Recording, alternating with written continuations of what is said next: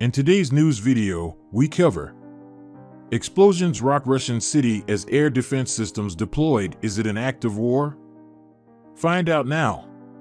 Russia deploys record number of missiles in Black Sea. Is war on the horizon? Breaking news inside. China's Shandong aircraft carrier conducts realistic combat drills in South China Sea, showing its strength against rival U.S. carrier group. Shocking new report reveals staggering number of Russian casualties in Ukraine. Is this the deadliest conflict since World War II? Enjoy watching and don't forget to like and subscribe so you don't miss out on important news. Explosions rocked Russian Belgrade city on the night of 16 to 17 January. The governor of the oblast has stated that the air defense systems have been deployed. Source: Vyacheslav Gladkov, governor of Belgrade Oblast in the Russian Federation, on Telegram. Quote, "Our air defense system was activated over Belgorod and the Belgorod district. Emergency services are establishing the aftermath on the ground. According to preliminary information, there were no casualties or damage."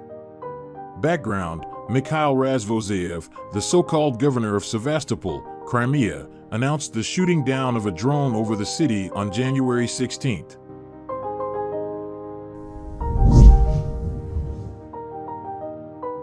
Russia's military has deployed an almost all-time record number of caliber missiles in the Black Sea as of January 17, head of the Joint Press Center of the Defense Forces of the South of Ukraine Natalia Humeniuk said on Ukrainian national television on January 17. Today, we estimate the total salvo of missiles on board all 6 carriers, which are currently on combat duty, as up to 44 missiles, Humeniuk said. "We're saying that the missile threat remains acute. That's because, with the launch vessels being at sea in combat positions, armed and such a number, all this may indicate the continuation of missile attacks." Humeniuk said the highest number of Russian caliber cruise missiles deployed in the Black Sea recorded so far during the full-scale war was 48. Russia launched its last mass attack on January 14. Attacks tend to come every 10 days to 2 weeks, though their exact schedule is unpredictable, as is the mix of weapons used. In recent attacks, Russia has used a mix of cruise missiles and Iranian Shahed flying bomb drones. However, on January 14, the Russian military attacked Kyiv and its surrounding oblast with ballistic missiles, which Ukraine's Air Force says are difficult to detect and intercept. Russia reportedly used missiles from S-300 and S-400 anti-aircraft systems adapted to attack ground targets in the first attack on Kyiv early on January 14. Kyiv Mayor Vitaly Klitschko said a missile had struck a civilian infrastructure object in the city's Dniprovsky district on the left bank of the Dnipro River. Parts of missiles, apparently shot down, were found in the south of the city, in the grounds of a Ukrainian cultural museum. Later, in the afternoon on the same day, Russia launched cruise missiles at the Ukrainian capital, which were shot down by Ukrainian air defenses. During the afternoon attack on January 14, Russia fired a Kh-22 anti-ship missile at the southern Ukrainian city of Dnipro. The missile, which carries a 1-ton high explosive warhead, struck a residential building in the city, completely demolishing a 9-story section of the building. 40 people are known to have been killed in the strike on the building, and 79 injured, 10 of whom are in a serious condition in hospital. Another 25 residents of the building are still listed as missing. Ukraine's SBU security service says it has identified several people in the Russian strategic bomber unit responsible for the launching of the missile, which is highly inaccurate, at Dnipro, and has opened war crimes cases against them.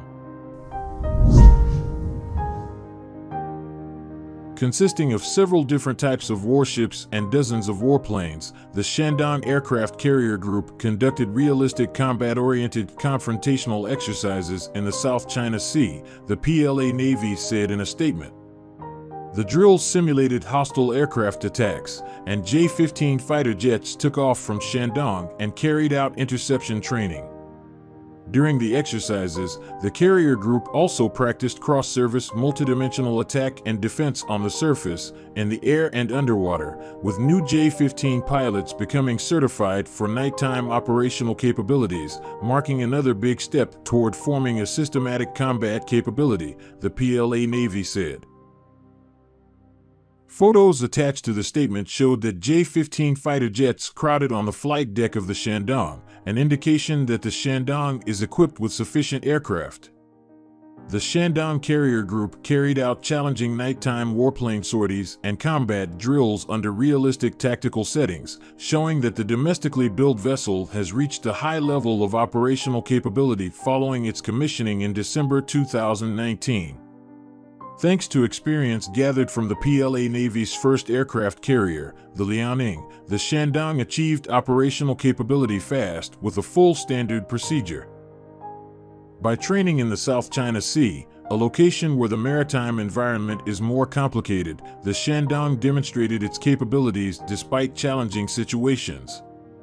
On January 13, 2023, the Nimitz Carrier Strike Group, NIMCS, began operating in the South China Sea for the first time during the group's 2022 to 2023 deployment.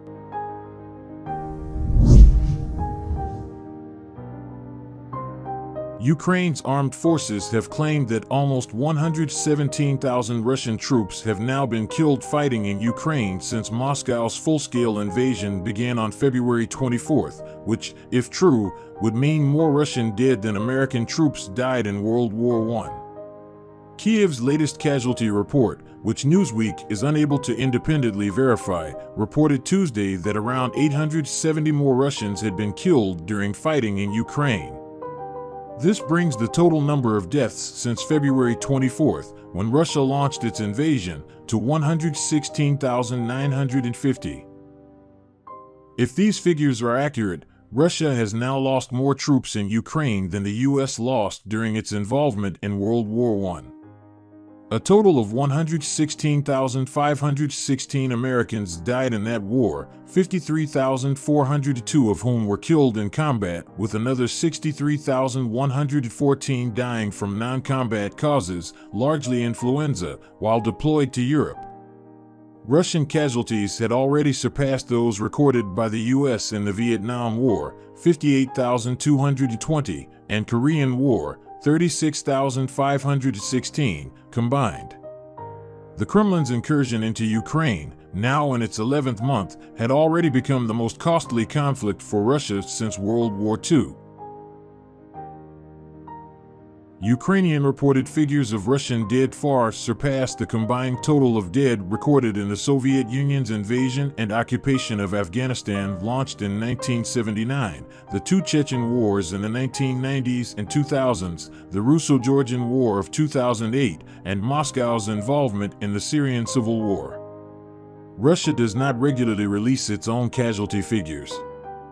Moscow has so far confirmed the deaths of fewer than 6,000 regular troops and fewer than 4,000 additional fighters from Russia's puppet so-called People's Republics in the occupied Donetsk and Luhansk regions. The Kremlin also does not include mercenary fighters, such as those of the Wagner Group, in its totals. The rate of Russian losses appears to have accelerated through the winter, although the front lines have largely stabilized after a series of Ukrainian battlefield victories. Fierce fighting and Russian advances in eastern Donetsk Oblast, particularly around the towns of Bakhmut and Soledar, appear to have been costly for both sides.